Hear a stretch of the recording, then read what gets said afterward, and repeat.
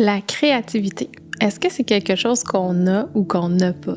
Est-ce que c'est quelque chose que j'utilise au quotidien dans plusieurs sphères de ma vie ou juste à certains moments précis? Est-ce que la créativité, c'est seulement relié à l'art? Est-ce que c'est quelque chose d'utile, de futile? Est-ce qu'il y a un lien à faire avec notre relation à l'erreur? C'est tous des thèmes que j'ai abordés aujourd'hui avec Dr. Roxane Larocque.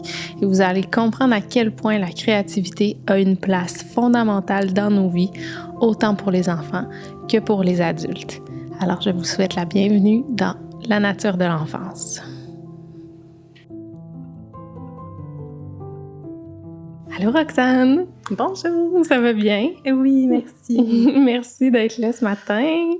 Je suis vraiment contente de te recevoir. Je le nommais tantôt, je me sens toujours privilégiée de recevoir les gens pour prendre le temps d'aller au fond d'un sujet, jaser. Puis en plus, ben, tu viens d'un peu plus loin, fait que tu t'es promené pas mal pour venir me voir puis prendre du temps avec moi ce matin. Fait que je t'en remercie déjà. Merci. Merci à toi de l'invitation et de cette possibilité-là de quitter ma région lointaine, vers Rimouski.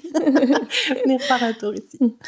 Fait que je prends un moment juste pour te présenter un peu puis tu complètes si jamais. Ouais. Alors, en fait, Dr. Roxane Larocque, tu es psychologue et tu travailles actuellement en privé dans un centre de neuropsychologie. Puis, tu es spécialisée avec les enfants. Donc, mais vraiment de tout petit à grand, là. Tu fais vraiment 0-18. Ouais, hein, 0-18. Puis, ce qui m'a menée vers toi, en fait, c'est vraiment quand je lisais un peu plus ton approche, ta vision des choses, puis que tu croyais profondément en l'apport transformateur de l'imagination, de la créativité, puis du jeu. Alors, ben, pour ceux qui ont juste déjà écouté quelques épisodes avec moi, ben, c'est sûr que c'était très, très en connexion avec ce qui me rejoint puis avec ce que j'ai envie de promouvoir. Puis j'ai envie de le promouvoir parce que maintenant, on sait à quel point c'est important, toutes ces choses-là. Ouais. C'est des éléments qui parfois sont mis de côté parce que je sais pas si c'est trop ludique ou pas assez efficace ou productif, tu sais, dans notre société où on s'attend à ce qu'on soit productif, qu'on avance, qu'on prouve qu'on est capable de faire beaucoup de choses à la fois. Une belle liste de tâches. C'est ça, tu sais, on a tout le temps l'impression que si on n'est pas dans le jus, ça a un peu moins de valeur. Fait que j'ai l'impression que le jeu, la créativité puis l'imagination, ça rentre pas tant dans ces catégories-là de choses productives. Mais du point de vue psychologique, développemental, apprentissage, ben le jeu, l'imagination et la créativité sont très, très importants. Tu sais. Tout à fait. C'est vraiment des atouts essentiels, en fait, pour l'équilibre, la santé mentale, mais qui demandent, comme tu dis, de prendre le temps. On ne sait pas toujours trop où on s'en va, c'est moins structuré un peu. Ça nous fait vivre des choses aussi, plutôt que de les réfléchir. Fait que ça appelle à, effectivement, peut-être des choses qu'on voit moins ces temps-ci dans les courants populaires. Ouais. Ben, fait que alors, toi, justement, c'est quelque chose que tu utilises directement dans ta pratique. Tu fais de la psychothérapie par le jeu et par l'art. Donc, tu l'utilises. Moi, je le présente souvent comme quelque chose de bénéfique dans le développement. Puis toi, ben, quand il y a quelque chose même qui va peut-être moins bien, on peut l'utiliser comme un soin, tu sais. Tout à fait. Fait que c'est vraiment justement, on va montrer à quel point ça a des bienfaits dans toutes les directions. Alors, on va, ben c'est ça va être ça notre sujet aujourd'hui. On va aller parler de créativité. Puis je trouve vraiment que c'est un beau sujet qui est pas assez approfondi, qui est pas assez valorisé. Fait qu'on on va prendre le temps d'aller le voir un peu sous différents aspects ce matin. J'ai envie de te demander en commençant pour toi, c'est quoi la créativité? Ça se décrit comment? Oui, déjà ça en partant, c'est large. C'est un peu comme la motivation, d'avoir plusieurs angles de vue, ou tu sais, fait que j'en apporte un ce matin, mais c'est C'est la celui tienne que je de ce matin. propose, Ben oui. pour qu'on parte avec des bases communes.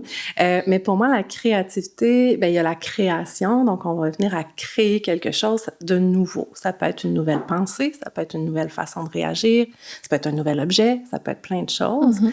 Et pour moi, c'est tu sais, souvent on parle du cœur puis de la tête, comme si c'était des choses séparées. Mais tout ça, ce bel organe qui est le cerveau, c'est le mélange de ces deux choses-là. Donc, c'est le mélange de processus cognitifs puis de processus émotionnels qui vont nous permettre de voir la vie sous plusieurs angles, de voir la vie autrement que par le premier niveau. Donc, je peux m'imaginer des choses, ça apporte une souplesse pour moi, la créativité, qui permet de créer, c'est ça, quelque chose de nouveau. Ouais. Ah, j'aime ça. Puis comme même, on parle de nouveauté, mais de voir différemment. Ouais. Donc, il y a cet aspect-là aussi de... C'est pas juste inventer quelque chose qui n'existait pas, c'est de prendre ce qui est là, puis de le retransformer. Ouais. Puis la créativité est souvent reliée à l'art. Ouais. Je le nommais tantôt. Mais en soi, la créativité, est-ce que c'est juste un processus artistique? Non, puis je pense que c'est peut-être cette conception-là qui fait que certains gens pensent qu'ils sont créatifs ou pas, ou qu'on va attribuer ce terme-là quand on est dans l'art, quand on est dans la création artistique. Oui, ça prend de la créativité, mais notre créativité, c'est une compétence humaine qu'on utilise à tous les jours dans nos relations interpersonnelles, dans notre façon de voir la vie, de composer avec les contraintes de la vie aussi. Donc, ça peut être très, très... cérébral, ça peut être très moteur aussi, on peut être créatif dans un jeu de sport, on va faire un mouvement particulier ou une séquence particulière, on va user de créativité alors qu'on est dans l'expression sportive qui est pas tout à fait de l'art.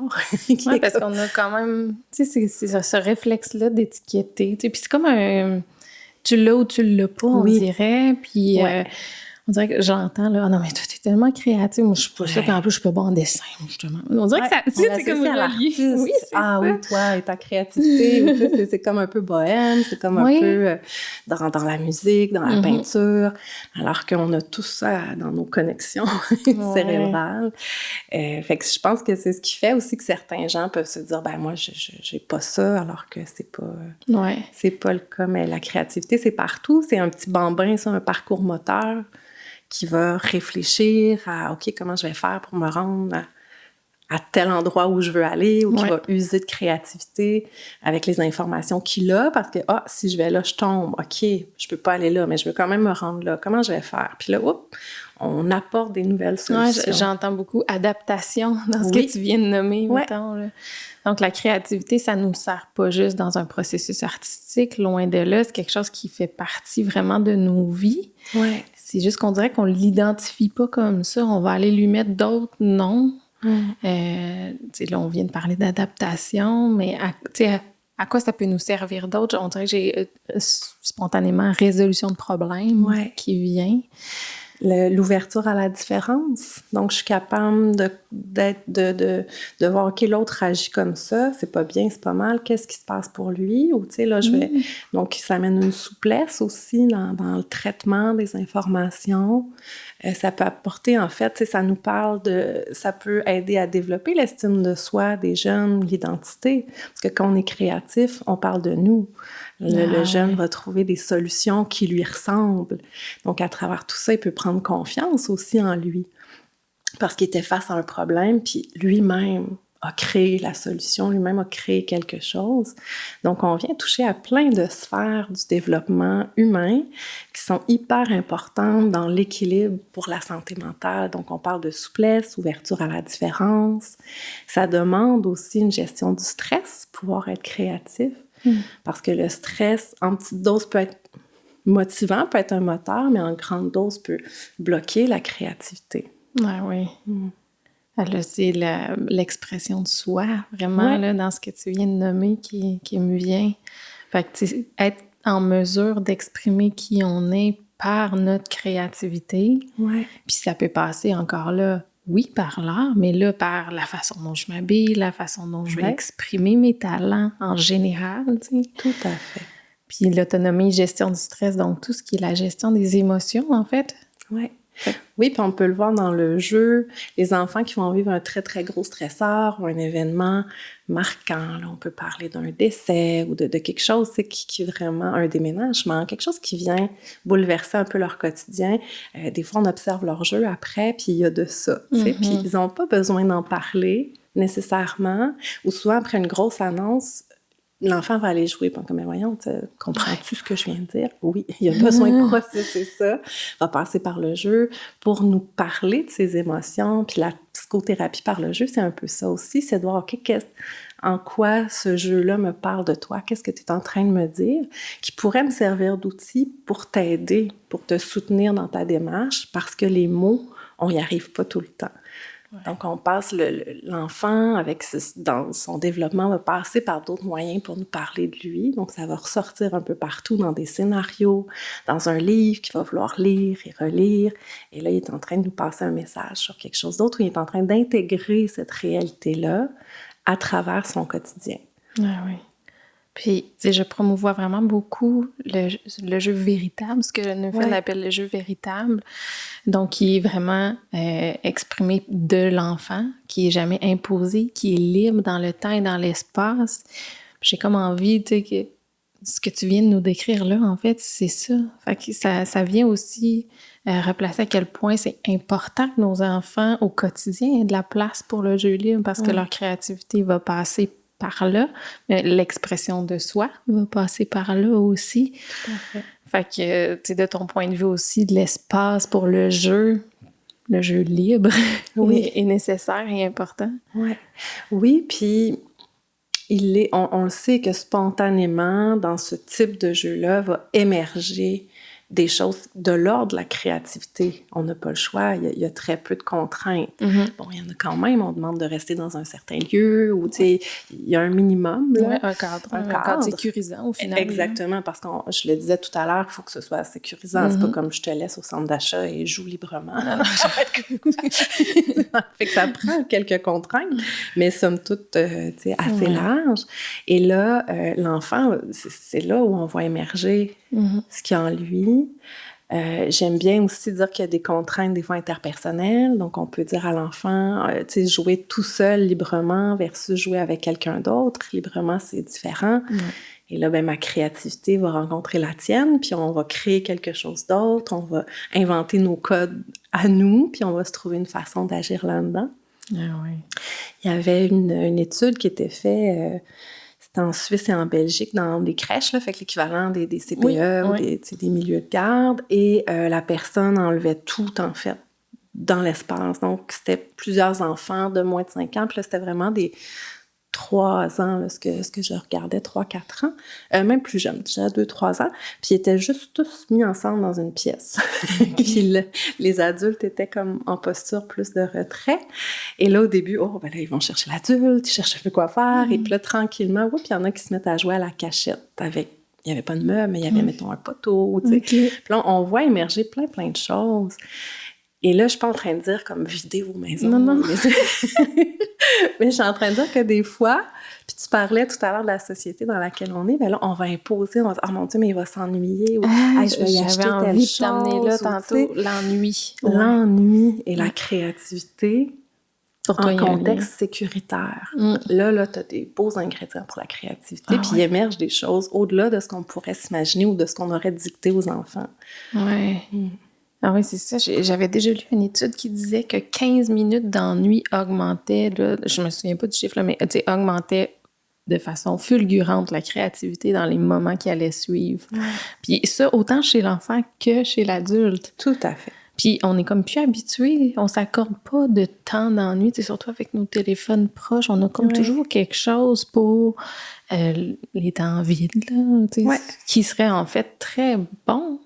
De rester juste là puis voir ce qui va émerger de ça. Là. On a tendance à être inconfortable avec nos enfants quand on les voit s'ennuyer.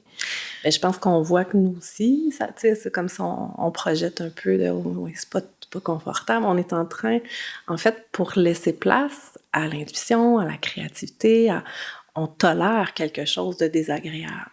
J'aimerais ça être occupée, ou là, mon sel, je pourrais aller checker mes mails. Tolère ça quelques minutes, là. Juste reste dedans. Puis là, un moment donné, oups, les pensées partent. Oups, je pourrais faire telle chose. Et là, on crée des solutions, on crée des choses, on crée des aménagements. Et l'enfant, c'est la même chose. Donc, pour être créatif, ça implique aussi de tolérer des émotions qui sont pas toujours agréables, qui sont pas toujours confortables, à un certain niveau encore là. Tu sais, tout est dans l'équilibre. Oui. Mais on tolère ça quelques minutes, puis on voit qu'est-ce qui émerge. C'est très payant, en bout de ligne, sur le plan créatif. Oui. Ah, c'est ça, c'est beau. Puis ça, il faut qu'il y ait du temps pour ça. Tu sais, tu penses que c'est quoi, mettons, les critères nécessaires pour qu'il y ait de la place, soit à l'ennui et donc à la créativité, tu sais, parce que ça vient comme ensemble souvent. Oui. Tu sais, tantôt t'as nommé de la sécurité. Un enfant peut pas émerger puis faire s'exprimer librement s'il se sent pas en sécurité. Puis là, on parle de sécurité physique, mais on parle de sécurité émotionnelle. Tout à fait. Donc, c'est ça. C'est les réactions aussi à l'erreur. Une des choses qui va entraver beaucoup le processus créatif, c'est de tolérer mon émotion si je me trompe ou si j'avais quelque chose en tête, ça fonctionne pas. Et si l'enfant a toujours peur que le parent va critiquer son dessin ou va « Mais voyons, qu'est-ce que tu as fait dans ta chambre? » C'est parce que là, il a construit une cabane ou je sais pas quoi. Ou s'il se met à être dans cette peur-là, c'est sûr que la créativité est limitée. Donc, on veut un environnement où les erreurs sont non seulement tolérées, mais sont conçues comme faisant partie du processus. Exact. Mais c'est ça, au final, une erreur. Oui. Tu sais, oui, il y en a des plus graves que d'autres, là, mais comment tu reviens à l'équilibre de tantôt, mais au final, faire une erreur, c'est un processus. Mon ami JB, que j'ai reçu ici plus de 2 fois, nous dit que l'erreur, je pense que c'est peut-être une citation qu'il a pris ailleurs, je sais plus trop, là, mais l'erreur, c'est trouver une façon qui ne fonctionne pas. Oui. C'est juste comme une étape dans le processus. C'est pas grave, c'est pas dramatique. C'est comme, OK, il est arrivé ça n'a pas fonctionné. Maintenant, qu'est-ce que je fais avec ça? Où je m'en vais avec ça? Puis les enfants sont constamment là-dedans, en fait, quand ils jouent. Ils font une construction, ça tombe, ça marche pas. J'ai voulu mettre ça, mais non, ça roule, voyons, tu sais.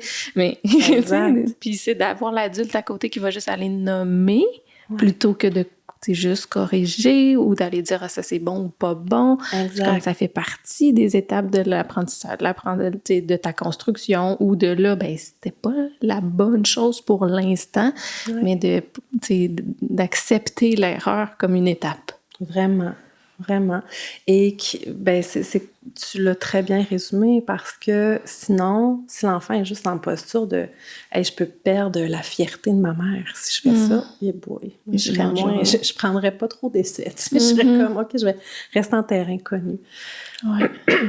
Alors que mais je pense que pour le faire, parce que tu parlais des conditions, c'est aussi de se l'autoriser comme parent. C'est aussi de nous l'utiliser, notre créativité, tolérer qu'on n'agit pas toujours de la bonne manière avec notre enfant, puis c'est correct qu'on l'a pas scrappé, là. Non, ça revient au processus d'erreur aussi, tu sais. Exact. D'être un peu tolérant avec nous-mêmes aussi, puis d'accepter que nous aussi, on fait des erreurs dans le processus. Vraiment, vraiment. Puis les enfants absorbent beaucoup le non-dit, tu sais. Fait que si, avec lui, tu as un discours très encourageant, mais avec toi, il te voit... t'essaies quelque chose pour la première fois, puis maudit que je suis pas bonne, tu sais, ou il encode tout ça. Fait que c'est aussi comme parent de rester créatif à travers l'épicerie et les tâches, de trouver une façon de danser un peu dans ce chaos-là, s'offrir, tolérer, nos émotions, s'offrir un espace créatif, la créativité dans notre relation avec l'enfant, mais dans notre façon, tu sais, une maman qui ouvre un frigo, ça pourrait être un papa, tu sais, en fait, peu importe, là, mais qui ouvre le frigo, il reste plus grand-chose, pas le goût d'aller à l'épicerie, 3 ingrédients, on va essayer de se faire quelque chose à partir de ça, tu sais, puis là, on le voit, puis plutôt que d'être comme un découragement ou d'être, ça devient comme, OK, on va utiliser notre créativité, puis on se trouve un souper là-dedans, là. Qu'est-ce qu'on pourrait faire, tu sais? Puis on n'a pas tout le temps l'énergie, puis c'est correct aussi. Mais d'avoir ce regard-là, un peu ludique, un peu créatif, se laisser le droit à l'erreur, offre le climat où l'enfant fait comme « OK, ici c'est correct, puis je suis pas... Ma relation avec mon parent n'est pas menacée, ma relation avec moi-même n'est pas menacée non plus. » Parce que quand on est petit, on est centré sur soi, on se développe, c'est normal. Donc, si je fais une erreur, je suis poche, mais t'es pas ton erreur n'est pas ton identité. Fait que de faire ces distinctions-là avec l'enfant. Ton erreur n'est pas ton identité. C'est vraiment bon. T'es pas poche, t'es en train d'apprendre quelque chose. Mais l'enfant va avoir besoin de se le faire répéter tout doucement comme ça. Puis à un moment donné, va arriver à 8 ans, va arriver à plus vieux, va faire comme tu sais, ou on va le voir avec quelqu'un d'autre en train de dire, ben là, c'est pas grave, ça fait partie d'eux, puis on fait comme, OK, ça s'est déposé quelque part. Oui, c'est ça. Au début, c'est pas intuitif, puis c'est correct aussi. Donc, ça fait partie de l'enfant apprend à tolérer cette émotion-là désagréable, parce que c'est vrai que c'est pas le fun quand on se trompe. On sait, là, cognitivement, que ça fait partie du processus, mais c'est plate. On aimerait ça, que ça marche du premier coup, que ce soit beau, que ce soit comme dans notre tête. Fait que c'est de tolérer ça aussi pour le surpasser. Tu sais, je te dis, on s'est parlé il y a quelques temps, puis j'ai mijoté plein de choses, puis j'en ai discuté avec plein de gens, mais tu sais, cet aspect-là de l'erreur, mais d'aller à vraiment accepter l'inconfort de l'émotion que mon manque de créativité à ce moment-ci a créé, de l'accepter, de l'accueillir, me permet de la conserver au final, ma créativité à long terme. Exactement. C'est tellement beau. Puis en ça, c'est tellement un lien important avec les émotions en général. Tout à fait. Tout à fait. Puis c'est pour ça qu'on veut pas être dans une posture non plus de « ben non, c'est pas grave, ça fait partie du processus. Ouais, » faut pas l'éviter non plus, il faut la vivre, il faut la ressentir. C'est plate. Oui, c'est pas le fun de sentir comme ça, hein. Mais puis là, à un moment donné, l'enfant va avoir vécu l'expérience de sentir comme ça, d'avoir continué, d'avoir atteint un objectif. Puis là, on peut revenir là-dessus. C'est un peu comme la fois où tu te souviens-tu, là, tu faisais ton Lego, puis moi, tu dis que ça marchait pas, puis là, tu te sentais pas bien, puis là, à un moment donné, tu sais, ah oui, c'est vrai. Ben, je pense que c'est la même chose qui est en train d'arriver, ça se peut-tu, tu sais. Ah, là, on vient calmer quelque chose. Ben oui, c'est juste une émotion. Faut juste que je la vive, je la laisse pas prendre toute la place. Puis après ça, je retrouve la disponibilité cognitive que ça me prend pour créer. Puis j'ai l'impression que tu viens de décrire la persévérance aussi. Aussi, c'est ça, on touche à plein de choses quand on est dans ces aspects-là. Puis en même temps, c'est toujours la même trame de fond. C'est un peu ce qu'on se disait tout à l'heure aussi, un fil conducteur. On est responsable de l'environnement qu'on crée. On n'est pas responsable de la réussite ou non, du processus créatif ou de... Est-ce que dans ma maison, mon enfant sait qu'il est aimé? Peu importe ce qu'il va faire. Est-ce que je tolère qu'il vive des émotions qui sont difficiles? Comment je gère les miennes?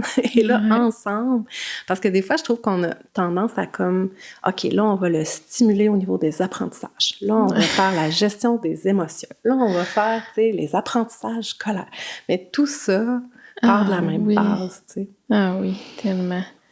C'est André Stern qui m'avait mis l'œil là-dessus. C'est un auteur qui écrit... le connais-tu? André Stern, OK. Je t'aime parce que tu es comme tu es. Oui, j'entends. Puis plusieurs ouvrages sur le jeu, les rythmes et les rituels à l'enfance. Puis que c'est ça, comme adulte, on a tendance à aller mettre des boîtes. Puis aller compartimenter la vie. Quand pour un enfant, c'est comme juste une belle grande aventure. Puis tu sais, dans le fond, ce que tu viens, tu sais, dans les dernières minutes, on a parlé de persévérance, de la gestion des émotions, d'être un modèle, de la créativité, de l'imagination. Tout ça est en fait tellement lié, tu sais. Mais ce qui est au cœur, c'est un environnement sécurisant où j'ai le droit d'être moi-même, puis d'exprimer mes émotions, que ça va être accueilli, puis que ben tout ça m'empêchera pas d'avancer, justement, parce que j'ai pas peur d'avancer. Je sais que j'ai le droit. Je sais que je peux. Je sais que c'est pas dangereux, tu sais. Exact. Puis c'est là où c'est un cheminement vers la connaissance de soi. Puis ça se peut que ta créativité à toi soit pas dans les mêmes zones que la créativité de ton enfant. Ça se peut que toi, le dessin ou jouer à 4 pattes au-dessus du loto, ça te dise rien. Ton enfant est là-dedans. Il existe d'autres mondes, il existe d'autres... Tu sais, tu n'es pas l'unique porteur de la créativité. Des fois, je trouve qu'on s'en met beaucoup. En disant, on apprend la différence aussi, tu sais. Hey, ça, moi, ça me tente moins, mais tantôt, si ça tente, on pourrait faire telle chose. Ah, moi, tu sais... Oui, juste avec l'autre parent ou avec les gens qui nous entourent. Moi, je parle tout le temps du jeu ici, puis du jeu libre, puis tu sais, je te le comptais, là. Moi, jouer dans les jeux imaginaires de mon fils, là, je suis pas bonne là-dedans. Là. Tu sais, j'embarque pas, mais tu sais, je vois une vieille bouteille traîner sur le comptoir. Je suis déjà en train de visualiser la mangeoire d'oiseau qui va se faire avec ça. Puis, tu sais, fait que moi, ça va prendre d'autres formes. La sienne, c'est comme ça. Puis il y en a plusieurs, en fait. On n'en a pas juste une non plus. Tu sais, on n'a pas une forme de créativité. Elle va prendre différentes formes, différents aspects. Mais c'est ça, c'est vraiment ça, on a mis le doigt sur. C'est le fait d'accepter l'inconfort, d'accepter l'erreur pour pouvoir continuer d'être créatif dans nos différents obstacles de vie, en fait, qu'ils soient tout petits ou qu'ils soient grands. C'est d'accepter cet inconfort-là qui va me pousser à pouvoir continuer d'être créatif. Parce que je lisais, je vais prendre mon papier, je lisais tantôt, il y a une étude qui avait été commanditée par la NASA, je vais juste dire les bons chiffres, qui a démontré que 98% des enfants de 2 ans étaient considérés comme très créatifs. Rendu à 10 ans, on parlait de 30%, puis rendu à l'âge adulte, on parle de 2%. Puis au final, la créativité, c'est ce que les grands employeurs cherchent, puis c'est ce qui va te sortir du trouble. Vraiment. Il faut vraiment qu'on aille prendre conscience de ce processus-là pour continuer de le valoriser parce que c'est hyper important de pouvoir être créatif. Puis c'est un peu l'expression popularisée de « think outside the box ». On veut que tu trouves fait émerger une solution à laquelle Mais pour faire ça, il faut se donner les conditions. Puis si on s'est coupé tout le temps, puis là, à un moment donné, hey, pense à l'extérieur de la boîte.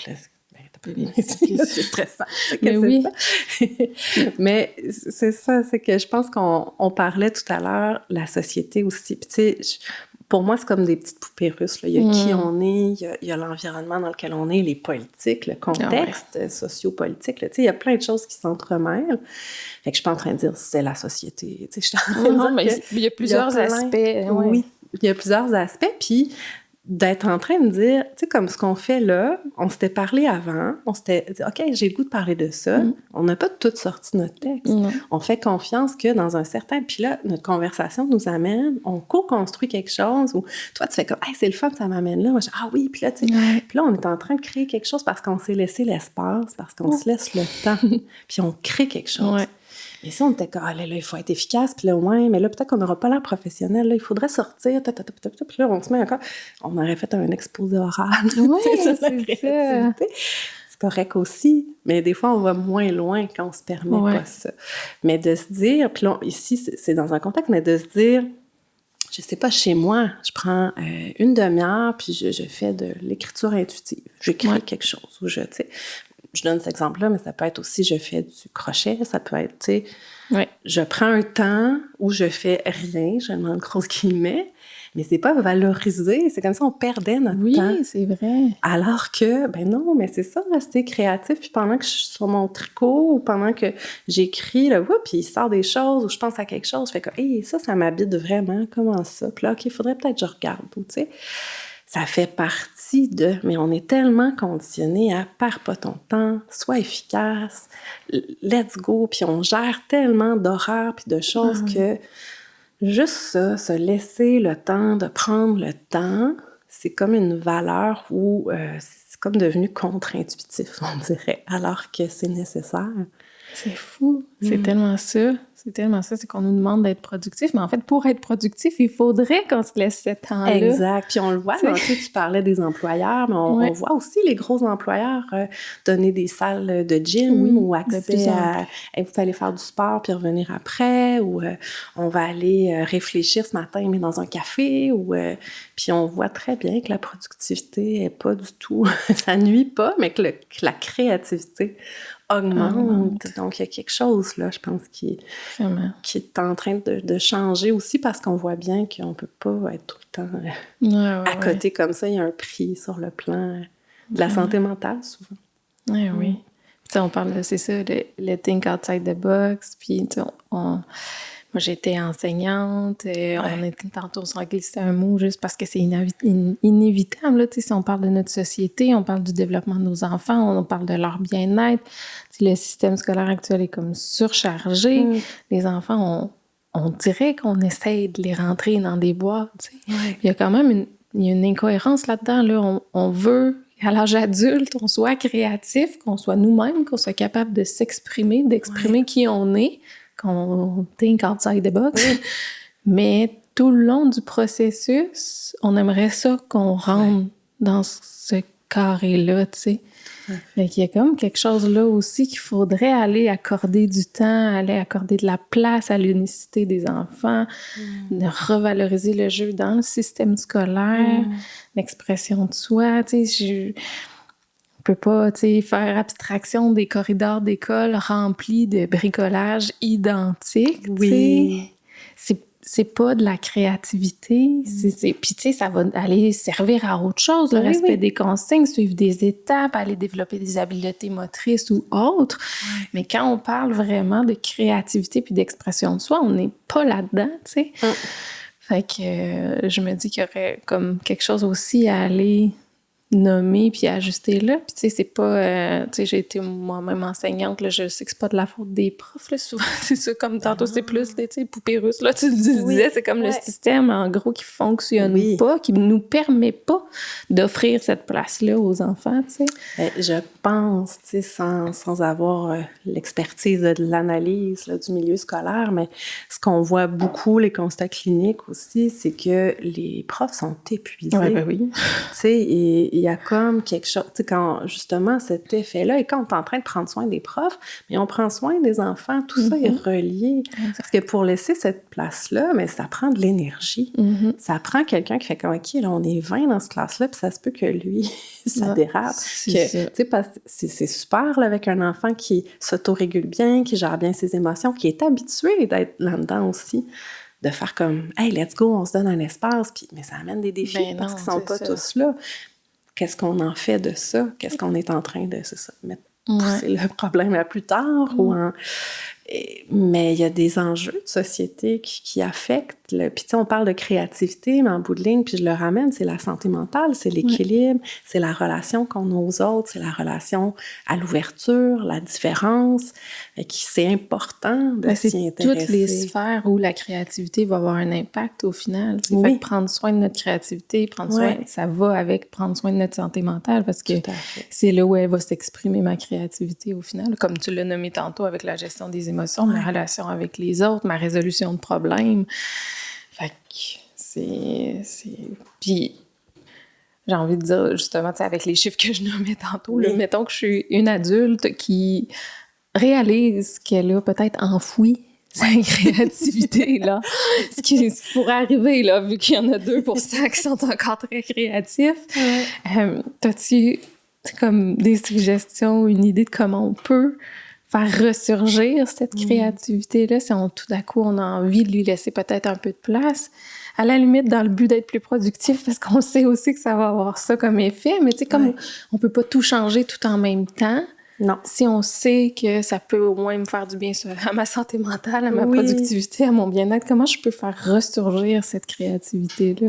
Bien, je pense que, tu sais, on parle de la plasticité du cerveau, tu sais, le fait plasticité comme de la plasticine, on peut modeler, on défait une structure, on la refait. Puis souvent, on l'associe beaucoup à l'enfance, jusqu'à un certain temps. Puis le cerveau est à maturité, puis là, c'est comme si, mais c'est fini, là. T'es de même, ça reste de même. Alors que cette plasticité cérébrale-là, elle reste tout le temps. Et d'être dans des postures, justement, de créativité, où on va... on ramène tout, tu sais, se sentir en sécurité, tolérer les émotions, apprendre à se connaître, travailler notre estime de nous-mêmes. Tout ça va faire en sorte qu'on peut créer des nouvelles connexions, qu'on peut retrouver quelque chose qu'on a l'impression d'avoir enfoui. J'aime souvent dire, partons pas de tout au rien. Tu sais, c'est pas comme un moment donné, je me lève et je suis créative, ça y est, tu sais, puis là, je m'achète plein de choses parce que je veux débuter un projet, puis finalement, j'ai rien changé d'autre, fait que ce projet-là verra jamais le jour. Je vais juste comme acheter, tu sais. Donc, je suggère d'être dans l'action, en fait. Tu sais, de dire, c'est quoi la plus petite chose que je peux faire? Est-ce que je me mets du temps à l'horaire? Qu'est-ce que j'ai envie? Qu'est-ce qui m'empêche de... Hey, j'ai toujours voulu apprendre le piano, mais mon Dieu que je suis poche. OK, mais là, c'est grave? C'est-tu important? Soit quand on est adulte, c'est ça, tu sais, quand on est enfant, l'enfant va dire, moi, je suis bon, OK, je vais être dans la Ligue nationale. Ou, tu sais, moi, je joue du piano, je vais faire des grands concertos, tu sais. Un adulte, on se met le frein avant de commencer. Oui, mais c'est comme s'il fallait, tu sais, si je suis pas l'experte du concerto de piano, tu peux avoir du fun, là, même si tu pianotes quelque chose, ou tu sais. Fait que de tolérer ça. Ce sentiment d'imposteur-là qui apparaît tellement vite. Oui. Je suis la première à me sentir ça. Vraiment. Puis tu sais, moi, mettons, tu disais, j'utilise l'art en thérapie. Ouais. Des fois, la jeune est comme, elle dessine avec moi. Puis je suis comme, OK, tu sais, on va faire une fleur. Je fais tout le temps une fleur. Finalement, je me laisse aller, tu sais. Puis des fois, les jeunes, tu sais, l'amènent. Je vais le montrer à ma mère. Puis je suis comme, OK, tu sais. Mais je suis comme, hey, Roxane, t'es psychologue, là. On s'en sac-tu que ton dessin, finalement. Et tu sais, fait que c'est comme de tolérer ça, faire comme, c'est pas grave. Tu sais, on a passé un beau moment. Ce jeune-là, il avait besoin que je sois avec lui, que je fasse, tu sais, que je m'implique. Pas besoin d'exposer ces œuvres-là, tu sais. Fait que souvent, je trouve qu'on se met des barrières de « ben si je suis pas au top, ça va. T'as-tu du plaisir? T'as-tu envie? T'as-tu... » Tu sais, pour certains, il y en a qui vont adorer l'impro. Puis pour d'autres, c'est ça. Mais si tu y penses, c'est comme « oh mon Dieu! » Puis c'est comme « c'est pas un stress le fun, là, du genre « je me lance dans le vide, puis c'est le fun, là, tu sais. » Ben, pas obligé d'en faire. Tu sais, fait que c'est de trouver aussi. Ouais, OK, mais qu'est-ce qui... Ah, mais moi... ça peut être dans le jardinage, ça peut être dans le numérique. Tout à fait. Dans comment tu t'habilles, tu le disais tout à l'heure, dans comment, tu sais, fait que, hey, j'ai une soirée, là, j'ai pris mon look de rêve, là, tu sais, puis je m'amuse, puis je le fais. Donc, c'est vraiment, dans la cuisine, j'essaye une recette que je me disais, hey, ça, peut-être je vais rater. Mais oui, peut-être tu vas rater, pas grave. Non, c'est ça. Tu iras à l'épicerie chercher un dessert si c'est une pâtisserie, ou tu sais. Fait que je pense qu'on se met beaucoup de barrières comme ça. L'autre chose, c'est qu'on est débordé. Fait que souvent, les gens vont voir ça comme « mais j'ai pas le temps ». Mais le temps, il apparaîtra pas magiquement. C'est bon, mais à quoi je donne ma priorité, finalement? Tu sais, puis c'est ça. Fait que c'est un mélange de tout ça qui est la même chose qu'on demande aux jeunes, c'est-à-dire ben, de tolérer l'inconfort, laisse-toi le temps, crée-toi des moments. Ça peut être un 15 minutes le matin, c'est pas obligé d'être un après-midi complet. Pour dire, moi, 15 minutes, là, je fais juste prendre mon petit thé, ma petite boisson chaude, pas de téléphone, tu sais. Qu'est-ce qui monte? Qu'est-ce qui se passe? Qu'est-ce que... Oui, ça se peut que ça soit pas le fun la première fois aussi, tu sais, parce que ta tête, elle va partir dans des directions que tu n'avais peut-être pas prévues. C'est ça. Fait qu'après, on découvre qu'est-ce qui émerge de tout ça. Fait que c'est simple et complexe à la fois. Mais comme tu disais, si ça fait des années que moi, je tolère pas mon sentiment de me sentir incompétente ou que je pense que j'associe encore ma valeur avec ce que je vais faire, mais ça se peut que oui, ça soit difficile, puis que ça a l'air gros, même si ça l'est pas, parce que ça te fait vivre des grosses émotions. On revient à la capacité de tolérer ça si tu as envie. Si t'as pas envie de faire de l'impro, on n'est pas obligé de pousser là-dedans, là, tu sais. Trouver un défi à ta mesure, en fait. Là. Oui, puis des fois, on parle du jeu libre, mais des fois, les contraintes, quand on part de loin ou quand c'est pas intuitif, ça aide aussi, tu sais. Puis il voyait, on parlait d'école tout à l'heure, des fois, admettons, dire, ben faites une composition écrite, thème au choix. Plusieurs, t'es comme... des jeunes qui ont full imagination, full créativité, mais là, c'est comme... OK, on va faire une composition écrite, mais ça vous prend 2 personnages, dont un qui a un animal domestique. OK, là, on est en train de, tu sais, fait qu'on peut aussi commencer. Avec juste certains outils. Je faisais des petits dés, des fois, pour jouer ou pour dessiner avec mon coco, faire des petits défis de peinture. Puis là, je faisais, d'un côté, il y avait une couleur, de l'autre côté, il y avait une forme, tu sais. Puis on commençait avec ça, puis... Clairement, on voyait plus juste cette couleur-là, cette forme-là à la fin, tu sais, mais ça peut être juste comme un élément déclencheur, en fait, là. Tout à fait. Parce que c'est vrai aussi, des fois, on vient nommer le jeu libre ou que ça émerge de l'enfant, mais ça veut pas dire qu'on n'intervient pas du tout, là. Exact. Puis les enfants sont pas tous égaux de par, justement, l'autorégulation de leurs émotions, les tempéraments qu'ils ont, peut-être que tel exercice fait vivre un petit pic de stress, mais que dans d'autres situations, c'est pas le cas. Donc, tu sais, quand je dis ça parle d'eux aussi, c'est ça, fait que c'est d'apprendre à connaître, puis des fois d'en mettre des balises, puis même à la maison, mettons, je sais pas, il veut faire une cabane, d'accord, mais en ce moment, moi, je suis pas disponible, je fais le souper, fait qu'il faut que ce soit des choses que tu sois capable de gérer, de prendre, puis de ramasser tout ça. Là, tout d'un coup, il a plus accès à toute la maison, il a accès aux objets dont il peut aller chercher, puis tout ça, donc il y a une contrainte, mais qui nuit pas à la créativité. Il va faire comme, OK, dans ces circonstances-là, ben, je vais prendre les coussins du divan, c'est léger, je peux le faire. Donc, la contrainte, des fois, vient stimuler aussi la créativité parce que tu n'as pas le choix. Tu sais. Ouais. Ah, mais là, je voudrais la doudou qui est en haut là-bas. Ouais, je sais, c'est plate, mais là, je peux pas, tu sais. Ah, mais c'est vraiment plate, mais OK, je vais prendre d'autres choses. C'est comme, on vient de créer un chemin, il a toléré l'émotion, puis il crée quelque chose. Donc, des fois, la contrainte aide aussi à la créativité. Ouais. Un pianiste a toujours bien un nombre Oui. maximum de touches. Tu sais. Ouais. Donc, il fait, à l'intérieur de ce cadre-là, va créer quelque chose. Donc, c'est pas non plus, tu sais, des fois, c'est ça, on voit ça, puis je pense que c'était avant où je disais, c'est pas juste de la grande peinture abstraite, la créativité. Fait que, tu sais, des fois, on a cette image-là de, on part de rien. Ouais. On n'est pas obligé de partir de rien non plus.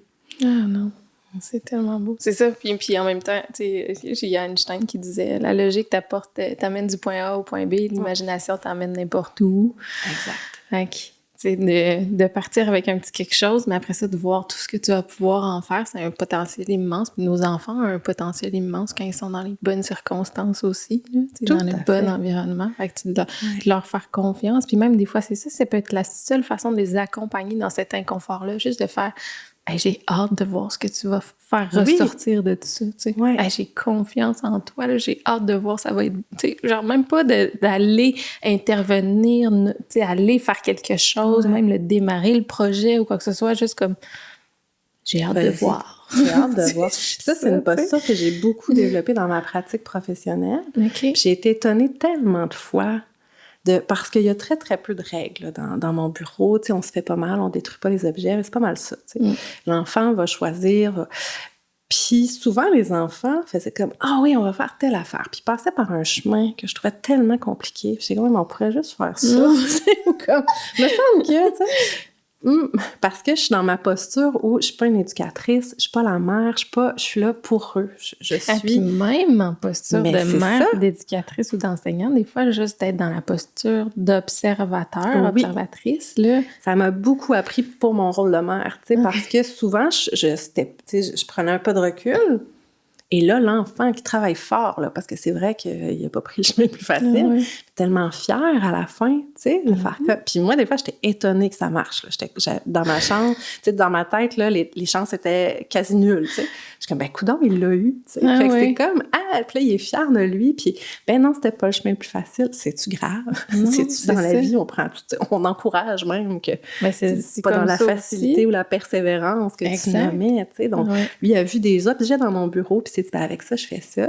D'autres fois, c'est vrai que ça marche pas. Puis là, on voit, tu sais, es-tu capable de me demander de l'aide? C'est-tu gênant pour lui? Puis là, ben, ça devient d'autres choses, mais c'est tout aussi juste d'être dans la présence. On est là, on est disponible, mais on n'intervient pas. C'est probablement une des choses les plus difficiles par bout. Là. Tellement. Ce matin, c'était ça, mon petit coco, il voulait monter.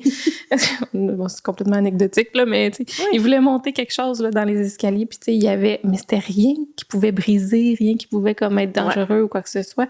Il y avait comme une petite bouteille d'eau puis 2 livres. Là. Mais tu sais, ils avaient pris tout croche, puis j'avais le goût, là. J'ai failli faire, tu sais, donne-les-moi, je vais te les monter, je vais te donner un coup de pouce. Mais là, au moment où j'ai ouvert la bouche, il s'est posé, il a déposé ses livres, il les a replacés, il a repris ses choses, puis il a monté, tu sais, puis j'étais donc contente de me l'être fermée, tu sais, parce que je voulais, tu sais, il a réussi à faire ce qu'il voulait à sa façon, à sa vitesse. Ça, c'est précieux, tu sais, super précieux. Ben vraiment. Puis ça, c'est des petits moments comme ça, tu sais, c'est ton garçon, ta fille qui sort, qui est habillée d'une façon, tu sais, comme... des fois, ça fait mal aux yeux. Comme, c'est de même, toi, t'as envie d'être, tu sais. Mais là, le jeune, il se sent bien, là, parce que dans sa tête, il est vraiment super beau, là, dans comment il s'est habillé. C'est ça que les gens de l'extérieur vont capter, c'est sa vibe, c'est sa confiance, c'est pas, tu sais... Donc, plutôt de faire comme, OK, là, c'est un peu gênant, là, on s'en va telle place, c'est tes émotions à toi, ça, tu sais, c'est sa créativité à lui, dans comment il s'habille, Puis c'est correct que des fois, tu dis, OK, non, là, c'est important pour moi, je sais pas, c'est un mariage, puis là, je mets... Correct. Ben, on revient au cadre sécurisant aussi. Les parents protecteurs aussi. Si à un moment donné, ça devient trop risqué ou trop, tu sais, il y a des limites, justement, des places où on peut l'exprimer complètement, puis d'autres places où, ben, il faut rentrer un petit peu plus dans les attentes. Mais pas tout le temps. Non, puis c'est souvent nos peurs. Hey, j'ai peur qu'il se fasse rejeter s'il sort comme ça, ou j'ai peur qu'il se fasse mal, ou j'ai peur... C'est fondé sur quoi? Sur tes blessures à toi, sur tes craintes à toi, ou vraiment sur la situation? Puis c'est plein de petites choses comme ça dans le quotidien qui envoient le message comme « Hey, t'es suffisant, puis c'est beau ce que tu fais, puis ben oui, peut-être que ta tenue va faire réagir, tu sais. C'est-tu grave? Faut-tu plaire à tout le monde dans la vie? Je pense pas. Non, fait que c'est des grands enseignements sur des petites choses très banales du quotidien. Tout à fait. Mais on est parti dans toutes sortes de directions, mais je trouve tellement ça beau puis important. Puis je vois justement à quel point la créativité est sous-jacente à beaucoup de thèmes. Elle est vraiment présente dans beaucoup de choses. Puis je pense que j'ai envie juste de te redemander, toi, concrètement, comment tu l'appliques, le jeu, l'imagination, l'art, comment tu vas l'appliquer en soins ou en accompagnement ou dans ta thérapie? Comment ça peut prendre forme? Bien, j'ai été formée pour faire la psychothérapie de ce type-là. La porte que ça ouvre, c'est que souvent, en psychologie, si on va être en thérapie parlée, bien, ce ne sera pas avant 8-10 ans. Oui, c'est ça. Puis souvent, l'enfant, il ne sait pas, tu sais. Il voudrait bien te le dire, mais je comprends pas, moi, pourquoi je fais telle chose. Fait que c'est comme la prémisse de base, c'est je reçois l'histoire, je parle beaucoup avec les parents, comprendre le contexte, comprendre, tu sais, comment eux, ils voient ça. Puis là, des fois, il y a quelque chose qui ressort, tu sais, je sais pas, le jeune est complètement dysfonctionnel à l'école, ou l'inverse, super à l'école, mais il revient, puis ça va pas, bon. Puis on parle de ça, mais ça me donne très peu d'informations. Tu sais, savoir qu'un jeune est anxieux, ou savoir qu'un jeune est opposant, je suis comme... Ça me parle pas de lui. Ça me parle qu'il y a quelque chose qui va pas quelque part. Ben, c'est un symptôme, en fait. C'est juste un signal d'alarme qui envoie à sa façon parce qu'il n'y a pas justement les mots nécessaires pour nous dire comment il se sent ou qu'est-ce qui déclenche ça. Tout à fait. Puis des fois, le jeune, il me dit, tu sais, j'en ai plein des outils. Je suis pas capable de les utiliser. Puis là, c'est comme ça. En plus, il se sent pas bon, tu sais, parce que... mais je le sais qu'il faudrait que je fasse ça, mais j'y arrive pas. Fait que je prends tout ça au départ, puis je dis, OK, regarde, mon travail à moi, c'est de garder ça en tête. Ton travail à toi, c'est d'être toi-même, là. Puis tu sais, ici, voici les règles. Puis c'est les mêmes règles pour tout le monde, et c'est vraiment pas le même résultat pour tout le monde. Fait que là, émerge quelque chose qui me parle beaucoup du jeune à travers les jeux. Est-ce qu'il est capable de faire un jeu symbolique ou ça fonctionne pas? Certains jeunes, juste d'être avec moi dans le bureau, c'est difficilement tolérable. Puis un des objectifs, ça va être qu'on puisse un jour faire quelque chose ensemble, tu sais. Donc, chacun son rythme, mais à travers tout ça, ressort de l'information que moi, je reflète à l'enfant. Ça se peut-tu quand tu fais ça, c'est un peu la même chose que quand tu es à la maison, puis il se passe telle chose quand tu es avec ton ami ou à l'école. Et là, le jeune fait des liens de son jeu, puis comment il se sent. Parce que là, tu vas aller proposer, mettons, un jeu symbolique, ce qu'on appelle un jeu de rôle, où on va comme interpréter quelque chose, puis toi, tu vas pouvoir aller lire à travers ça. Oui, c'est ça, comme des fois, on peut analyser un dessin, comme des fois, tu sais, puis là, ça, c'est tout c'est là où c'est moi c'est la partie qui m'appartient, de dire qu'est-ce que ça veut dire ça, comment je l'interprète, tout ça. Puis après, je le ramène aux parents, puis j'ai écouté, ce que je vous dis là, c'est pas nécessairement la vérité, mais c'est la perception du jeune, tu sais. Il sent que... Mais c'est ça, la vérité. Peur que... pourtant, tu sais, on lui dit tout le temps que... Ouais, et c'est ça, on va aller voir qu'est-ce qui fait que vous lui dites tout le temps, mais pourtant, lui, il se sent comme ça. Puis c'est vraiment une posture de... justement, de souplesse, de créativité, puis on sort du bon et du mauvais parent, du bon et du méchant enfant, on voit qu'est-ce qui émerge, puis on regarde ça ensemble, puis on essaie de faire un sens pour voir justement de quoi ça parle en dessous de son symptôme. C'est une technique qui, moi, va bien avec qui je suis, tu sais, qui implique là, que je joue, puis des fois, je suis menottée, puis des fois, tu sais, c'est comme, on va dans tous les sens, là, tu sais, puis, fait que c'est ça.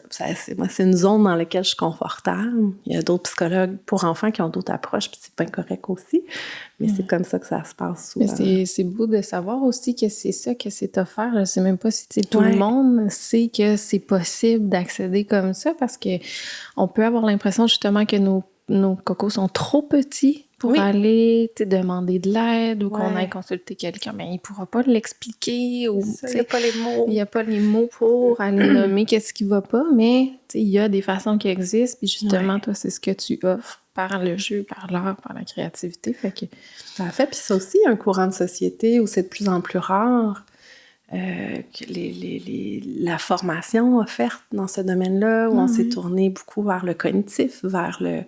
Ah ouais, j'aurais pensé que c'était l'inverse, c'est drôle, hein, tu sais, je suis comme... Ouais, ben, probablement, parce que c'est comme ce qui me rejoint que je me suis dit, ça doit être... Oui! Mais pas du tout. C'est difficile de trouver, parfois, c'est ça, des formations. Il y a certaines universités qui gardent encore... Fait que c'est ça, fait que c'est une approche, mais je pense qu'il va être appelé à revenir parce que qui fait tellement partie du développement de l'enfant, c'est ce que j'allais on doit dire. aller les rejoindre où ils se trouvent dans cette posture-là. Parce qu'on aura beau développer tout ce qu'on veut d'un point de vue théorique puis d'avoir des meilleures connaissances si on va pas toucher à l'enfant là où il est. Ouais. Donc, dans son développement, ben, quand il est enfant, ça se passe par le jeu, tu sais. Ouais. Fait que si on veut avoir accès à lui, il faut se rejoindre. Il faut que nous, on fasse l'effort d'aller le rejoindre, pas l'inverse. Oui. C'est à l'adulte de s'adapter, pas à l'enfant. Exact, c'est ça. Certains vont préférer de dire, ben justement, l'enfant, c'est un symptôme de quelque chose dans la famille aussi. Ils vont travailler avec la famille. Tu sais, il y a plein... Ça aussi, il y a plein d'autres façons créatives sans être dans le jeu. Mais je pense que directement avec les enfants, on a comme... en bas âge, c'est un peu inévitable parce que c'est comme ça qu'ils s'expriment. Ah oui, c'est comme ça qu'ils comprennent le monde. Là. Tout à les fait. autres, ils jouent, ils découvrent. Ils découvrent en jouant. Vraiment. Ou ils jouent en découvrant, on sait plus. Ah, wow! Y a-t-il quelque chose qui te vient que j'aurais pas nommé ou qu'on n'aurait pas abordé? Ou qui... Parce que ça fait déjà un super beau... un beau tour. J'ai envie, tu sais, d'aller reparler, juste, tu sais, de renommer à quel point c'est pas quelque chose qu'on a ou qu'on n'a pas. C'est pas une étiquette qu'on se met comme je l'ai pas, ou genre... C'est même avec nos enfants aussi, là, tu sais. C'est pas... Ton enfant, il n'est pas créatif ou pas créatif. C'est quelque chose qui est à l'intérieur de nous, qu'on a tous, mais qu'il faut juste offrir le bon environnement pour que ça puisse émerger. Puis... j'ai envie de redire aussi combien la créativité, c'est pas... on dirait que c'est juste qu'on la voit pas. Mais résoudre des problèmes, gérer des émotions, des conflits au travail, gérer l'épicerie, qu'est-ce qu'on mange avec le 3-4 restes qu'il y a dans le frigo, c'est de la créativité, tu sais. Fait que notre créativité, elle est là tout le temps. Il faut juste lui laisser de la place pour émerger. Puis vraiment l'acceptation de l'inconfort puis de l'erreur. Ça, wow, là, je pense qu'il faut vraiment aller porter un regard important sur ça. Ouais. Vraiment, je trouvais ça très intéressant.